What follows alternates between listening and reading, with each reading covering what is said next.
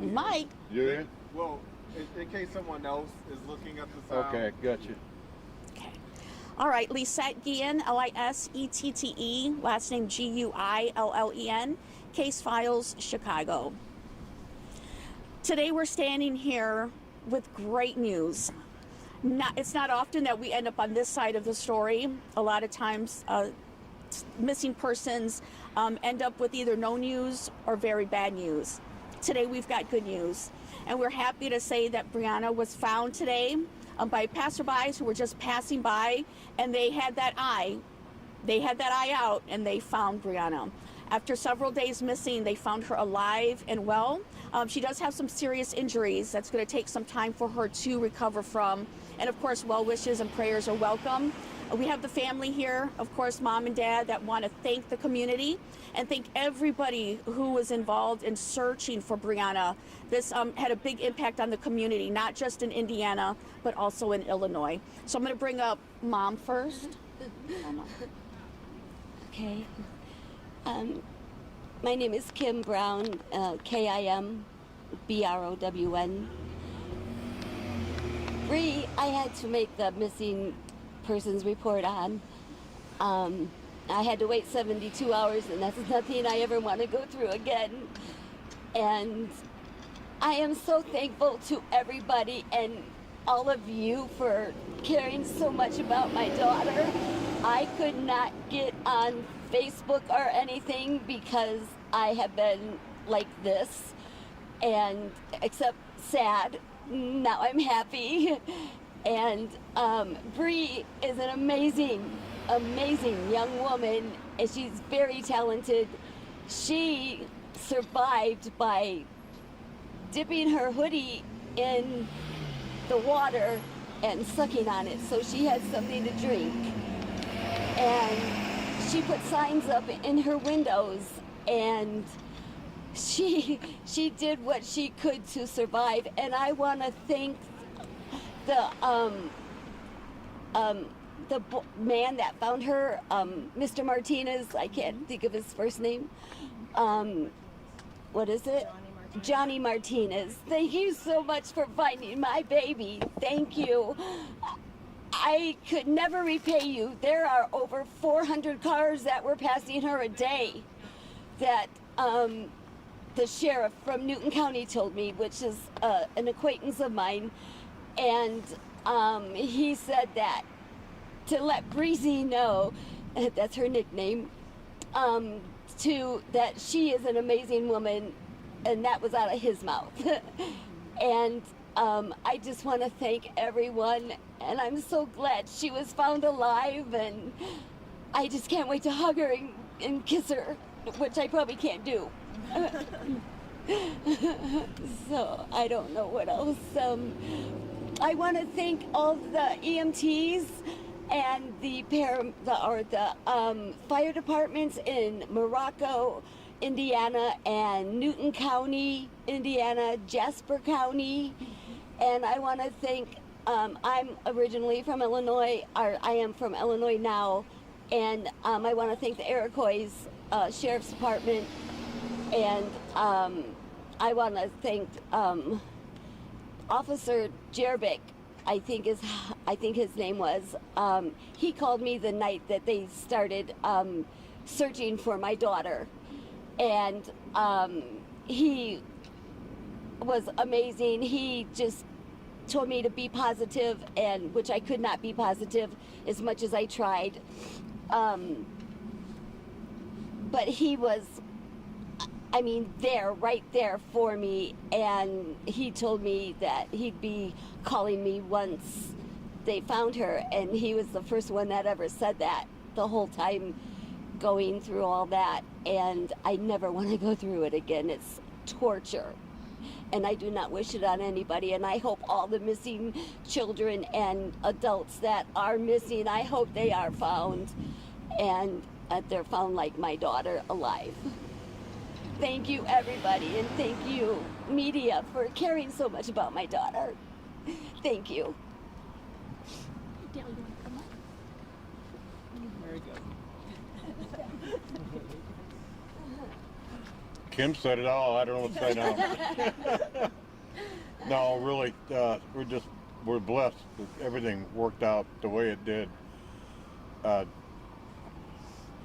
Bree actually had said to her daughter this morning that she was giving up hope, but she had managed to stay alive, like she said, by dipping her hoodie and getting water out of it. Even with the extensive injuries she has, it's going to be a long road to recovery. But yes, thank you everyone for spreading the word and volunteering and praying, and thank you all, and thank you Jesus. I mean, we're just thrilled. Thank you. Can I say something? Go ahead. I want to thank these beautiful people, the search and rescue. I would have to look at my phone to tell you their whole name, but these Team NWI. Team NWI, Independent Search and Rescue. Did you guys hear that?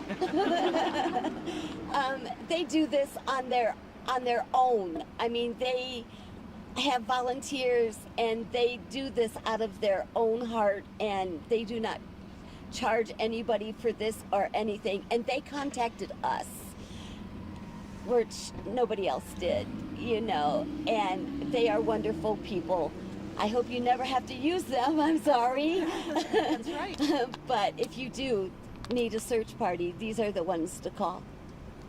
Thank you. Bree left your home. on Yes. Wednesday. What was the moment, or can you describe the moment when you realized something was wrong?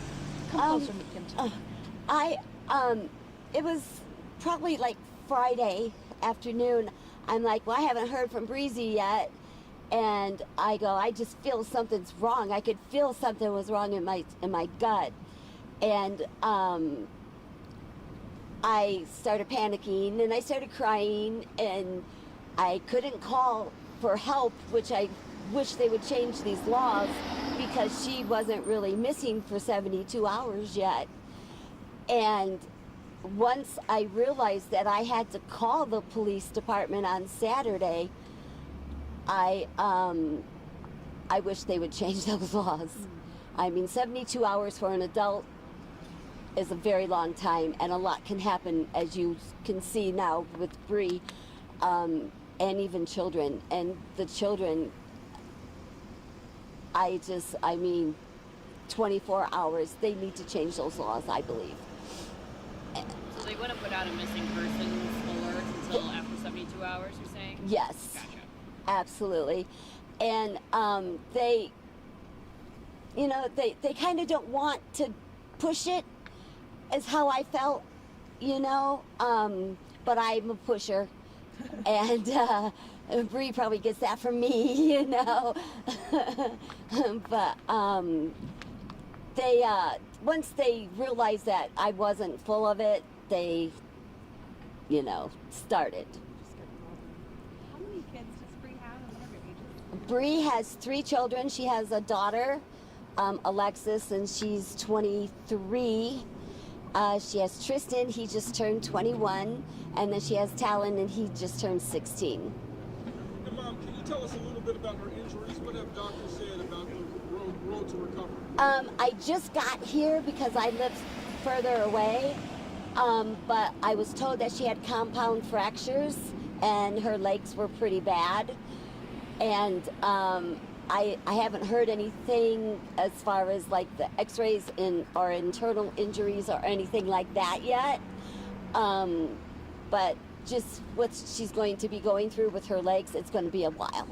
And then finally, any advice to other families that may go through something similar in terms of a missing persons? Anything about, you know, just never giving up hope? What's maybe a bigger piece here that you want to encourage other folks about? You know, when you do give up hope after so many days, you do.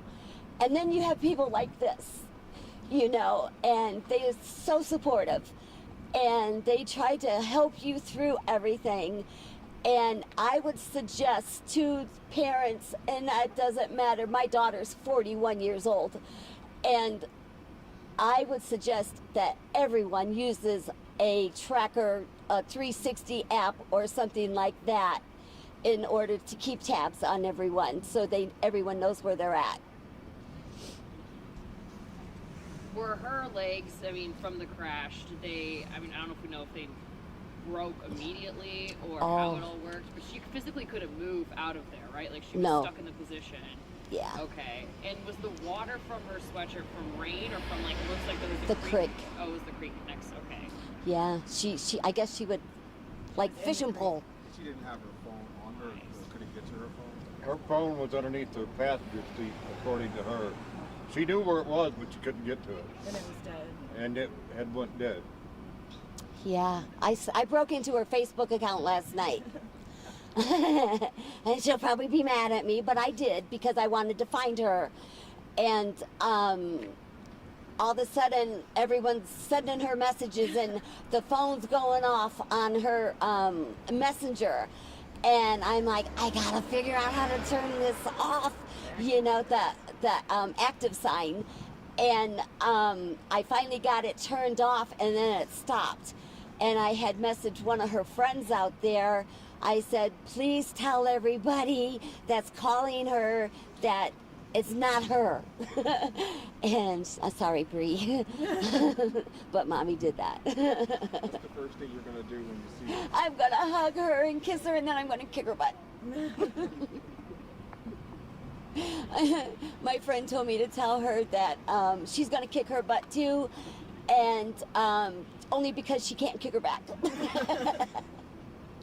Yeah. So happy as a happy birthday. Oh, thank you so much. Thank you. Thank you all. guys.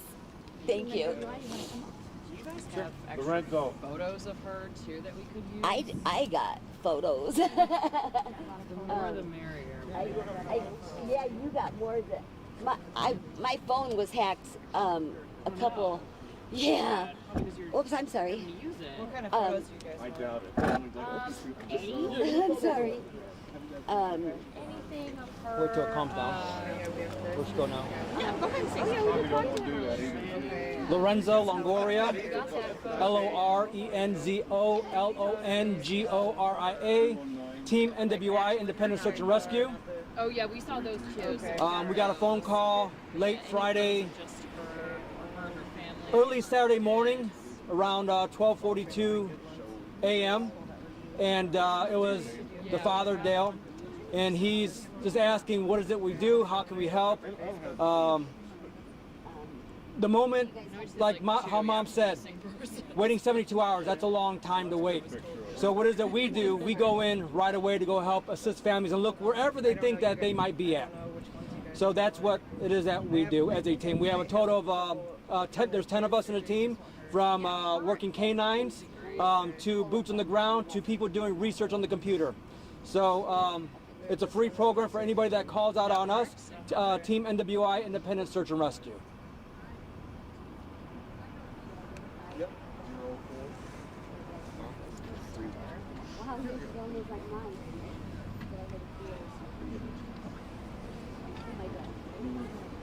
I'm getting warm. Anybody else want to give me their phone number?